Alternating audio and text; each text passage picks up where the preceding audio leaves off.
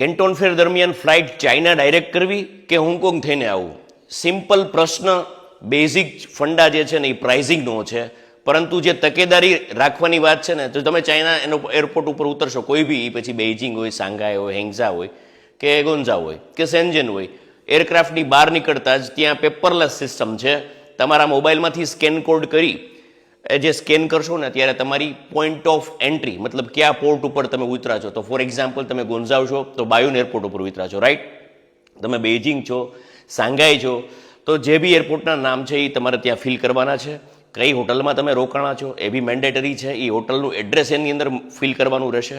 તમને કોઈ ઇન્વાઇટ કર્યા છે, કોઈ કંપની તરફથી ઇન્વાઇટ કરો છો તો એની ડિટેલ આવી જોઈએ. તમે કોના તરફથી રિપ્રેઝેન્ટેટિવ છો એની ઇન્ફોર્મેશન આવશે અને એનો ફોન નંબર આવશે. આટલી માહિતી જોશે. અગર તમે કોઈ હોટલમાં રોકાવાના છો તો કોઈ ફેક ઇન્વોઇસ કે કોઈ ફેક વાઉચર જનરેટ ના કરતા, જે બી હોટલ હશે એની એક્ઝેક્ટ ડિટેલ નાખજો. કારણ કે આ ટાઈમની અંદર ગોન્ઝાવ એરપોર્ટ ઉપરથી ફોર એક્ઝામ્પલ તમે ઉતરો છો ને ત્યાંથી તમે ઇમિગ્રેશન ક્લિયરન્સ કરો છો ને તો ડિટેલ મેચ થશે. ફોર એક્ઝામ્પલ તમે હોંગકોંગ જાઓ છો તો હોંગકોંગમાં સ્કેન કોડ નહીં હોય, ત્યાં તમારે પેપરમાં જે બી છે ડોક્યુમેન્ટેશન તમારું જોશે.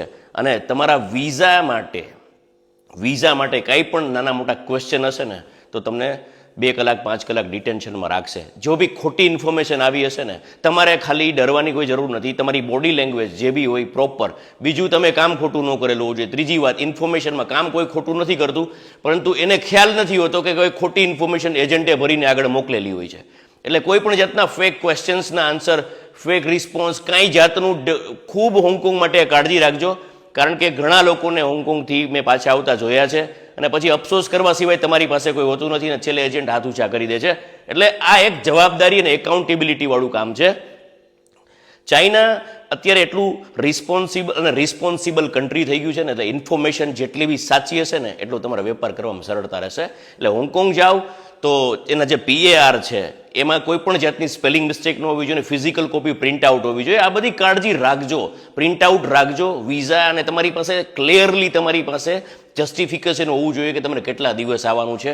પોઈન્ટ ઓફ એન્ટ્રીથી માંડીને કયા પોઈન્ટ ઓફ રિટર્ન થશો તમે, તમારી ટિકિટ્સ છે, બધી વસ્તુ સાથે રાખજો. હોંગકોંગ ડિફિકલ્ટ છે પરંતુ મુશ્કેલ નથી. Thank you.